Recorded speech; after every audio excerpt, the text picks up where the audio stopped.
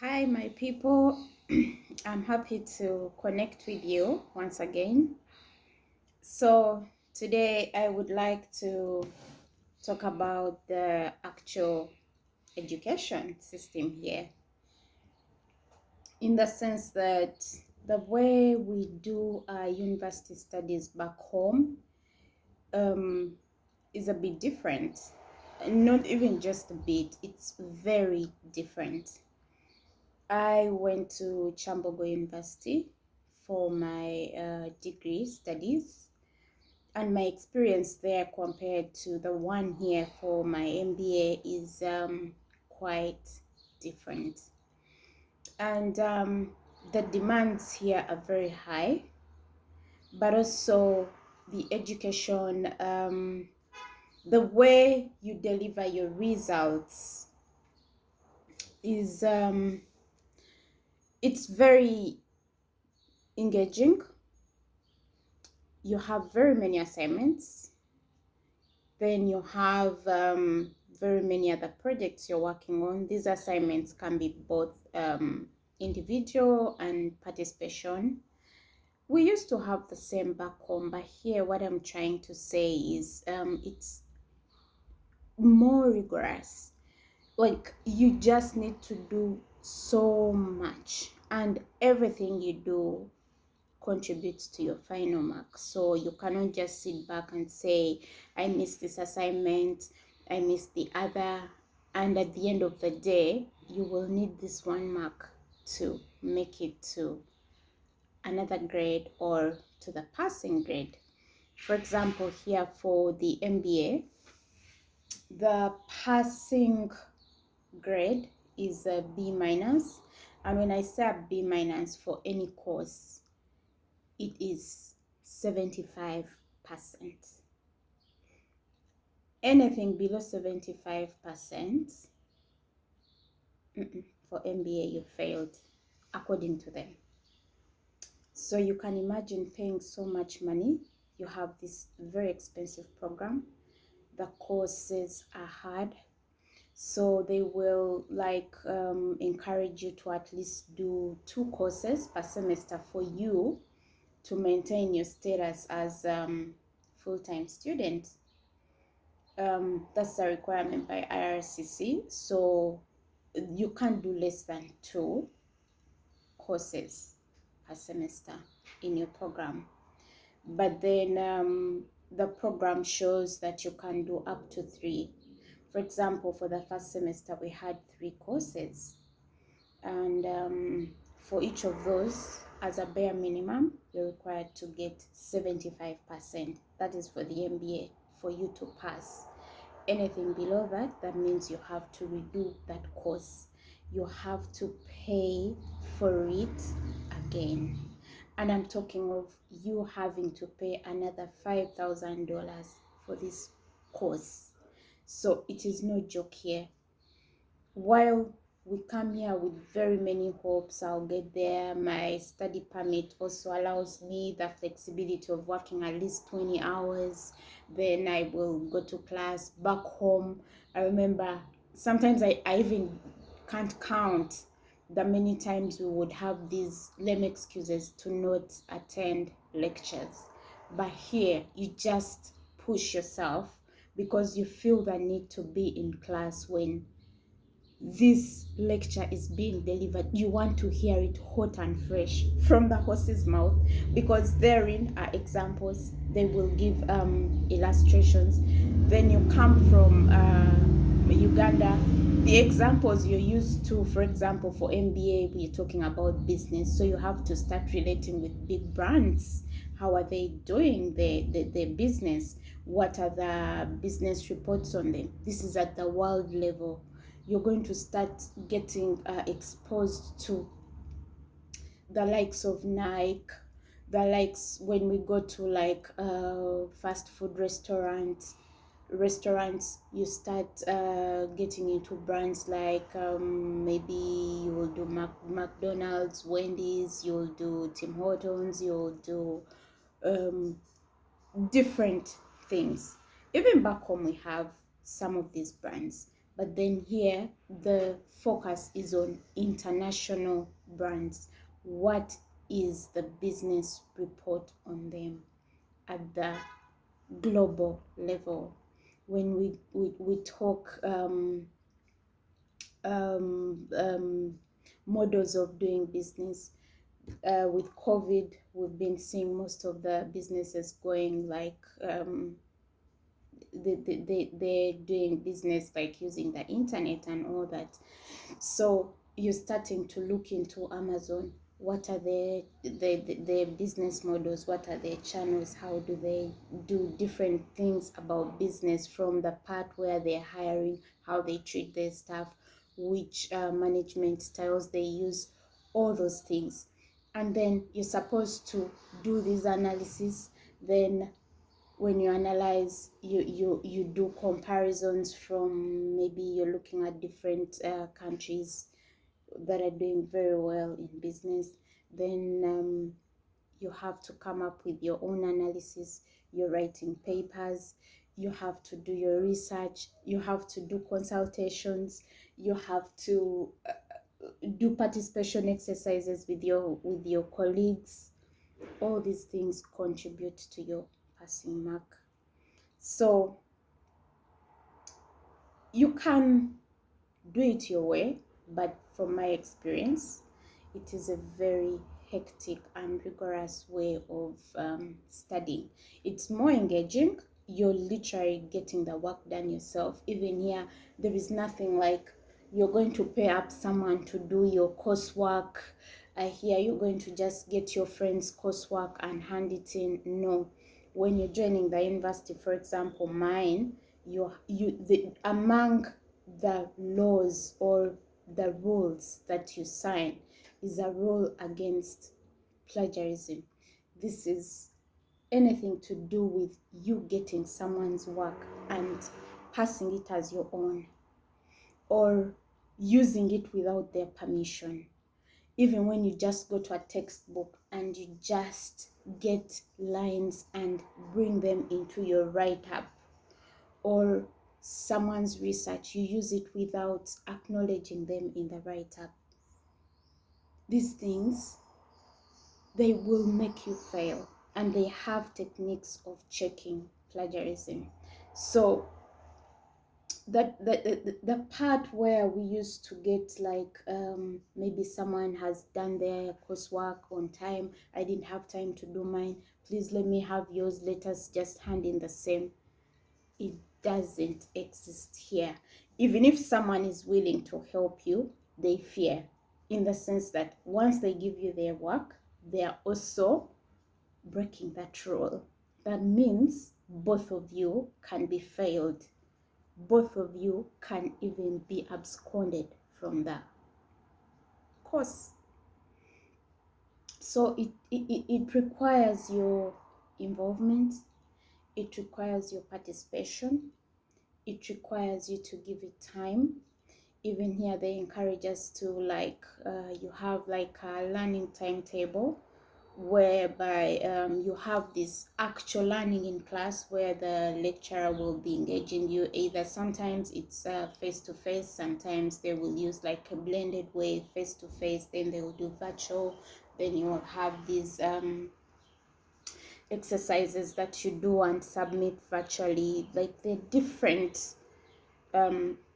styles that they will use, but they bring you up to speed with all. It's using a lot of technology, and if you don't know or you're not exposed to it, still they take the time to guide you. But then all they need is for you to demonstrate that you're really involved, you're engaged in the learning process, you have a timetable which brings together the lecture time, then your own time for doing research and exercises that have been given, and then maybe your other time for other things. Is it working? Is it what? Because I have interacted with other students, like in maybe their second year of the MBA, and they will tell you with the demands from the program, I don't think I can even work the 20 hours that are allowed. So what does that point to? People can like reduce their work hours to focus more on their courses, because some of these are very hard and they're somewhat different from the way we used to learn. Yeah, so it about their learning process, and very rigorous, very demanding. For example, you have like 3 programs, you have these 3 lecturers, all of them in a week will come for their lectures, or they'll do them virtually, and at every end of a lecture you always take away work to do, or you take away assignments. They could be group, they could be individual, or both. So your week is pretty much taken off. Then you also want to match it with work. Sometimes it gets challenging for you to continue working at the same pace you did during your holidays. When you get to school, you want to prioritize school, because everything you're doing from the onset counts. And here you don't have this part where you're like, oh, we just started learning, it is just the first week, so I'm relaxing, I'm taking it easy. And what I tell you, we started our classes, I remember on the 10th January we were in class, but then that week it just didn't feel like we had just started the program. By the end of the week, we already had like 3 assignments, we had participation exercises, and all these are usually due at the end of the week. Like, you have to submit them, and when they say due, they will give you a date and time when you're supposed to submit this work. And when you don't, you're not going to get marks for it. Like, you're done. You have to continue working hard and making sure you meet all your timelines, because at the end of the day, for each of those courses, you're working towards at least getting a minimum of 75%. So it gets tough, and the advice we've always been given is to make sure from the first lecture, the first day you step in class, just take your studies seriously, do all the assignments given, do all your courseworks, do all the participation exercises with a lot of focus and a lot of dedication, and just feel like everything you're doing is contributing to your passing mark. Remember, for the MBA here in my university, the least you can score in a course is 75%. That's pretty high. Like, back home, I think 75% couldn't even be a B minus, but here it's a B minus. Their A, they have even A plus. That's like 85% and above. So everything counts. You start immediately with all your dedication. You don't joke around with your studies, because when you fail a course, trust me, you have to pay that money once again for you to retake that course. You're not going to just pay for the final exam. No, they don't accept that.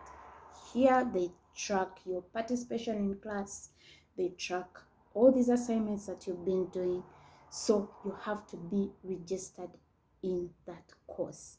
And here, when you're given the program that you're taking MBA, this should have been said first. It doesn't mean that automatically they are already putting you in the timetable for this course. You'll be doing this course, this one. No, you have to still get in touch with your student advisors and book your seats in that class. I know people who got into the program, they were admitted, but then they didn't register. I remember back home, people would register even up to like towards almost exams. I don't know what was that. I don't know what we're doing.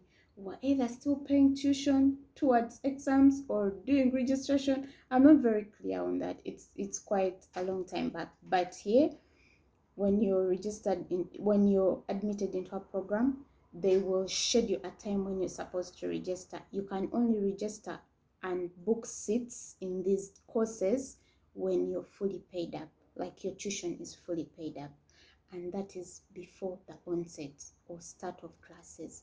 So it is not automatic that when you're given a program, you're admitted into a program, that definitely they will timetable for you your courses that you're going to do. No, you just know for maybe the fall that is coming, these are the programs, these are the courses for this program that will be available. They will be offered during these times.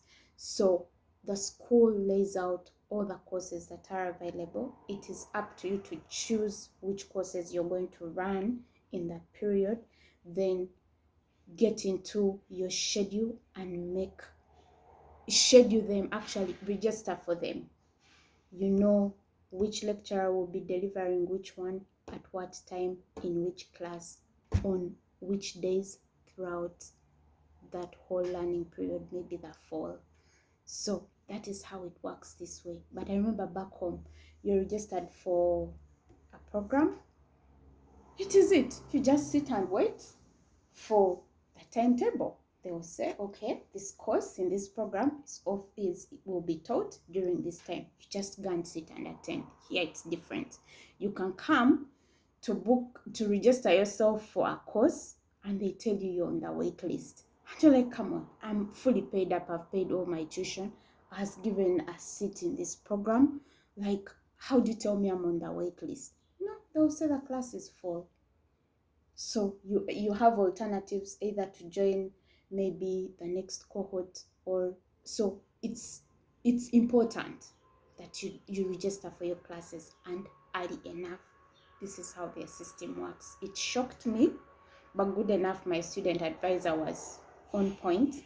These things were, like, I was told these things on the onset, as advised that in our countries back home it is different. It is automatic that you're given you're admitted in a certain program. That means you will definitely attend the classes for that program when the learning starts, the learning period. But here, no, you have to go an extra mile and register yourself for those courses. That is how it works. And you're not even going to hold anyone accountable for not having your classes if you didn't take the time to register when you're supposed to register. Shock?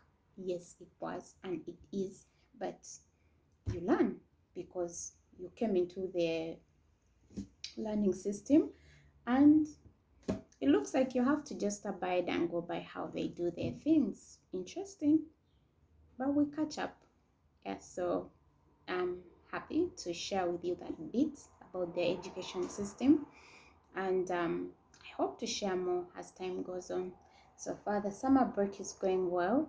Um, it's not yet summering enough, but yeah, we're slowly moving there. It is spring, like spring, summer coming. It's still spring, but you feel the summer is already coming in because it shines. It's too bright, and it doesn't feel so cold like it used to. So we have that bit of relief. Um, Always happy to connect with you, and I wish you all the best in all your endeavors, and stay blessed.